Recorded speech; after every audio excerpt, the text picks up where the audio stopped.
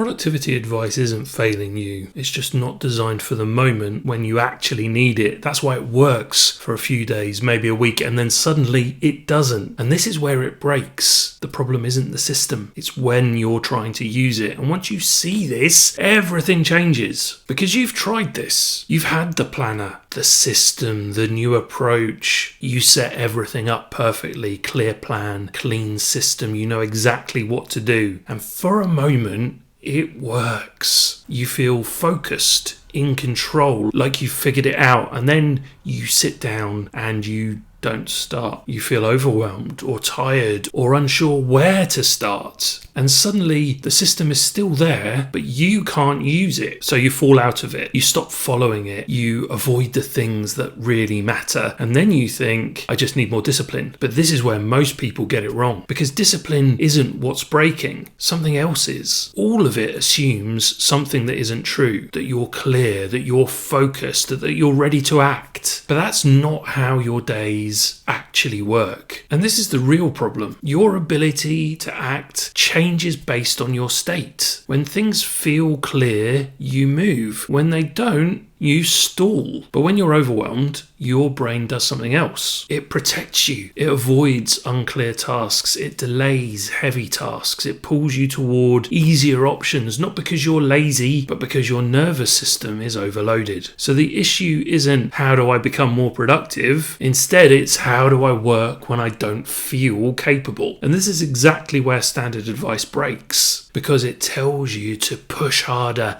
stay consistent, stick to the plan. But none of that removes resistance.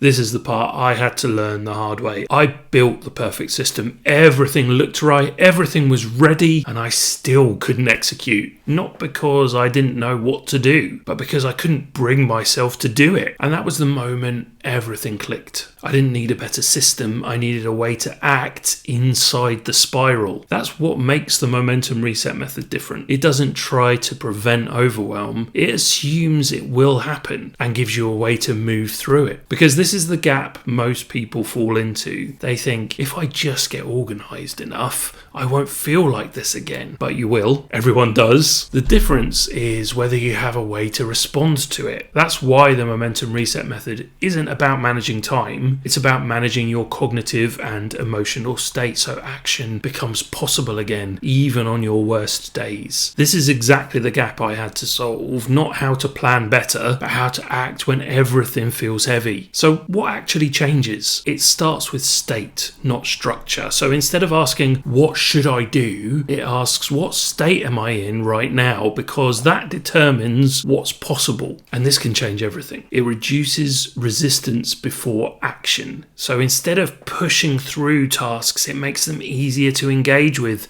smaller, clearer, less loaded. And this is where momentum starts. It builds confidence through evidence, not thinking, not planning, but small, completed actions, because confidence comes from proof, not from preparation. You start even when it feels messy. You finish something small and your brain goes, we can do this. And every time you complete that loop, things get easier. And this is the part most people miss. You're not trying to become more disciplined. You're becoming someone who can start when things feel unclear, someone who returns when things feel difficult, and someone who can keep moving without relying on pressure. So the difference isn't complexity, it's alignment. Standard advice works when you feel capable, but this works when you don't. And that's the moment things start to change. Not when you feel ready, but when you can act without needing to. If this clicked for you, subscribe to the channel, because this channel is about helping you take action without forcing yourself to do it. And if you want to go deeper into this, watch this next, how to build momentum even when you feel stuck,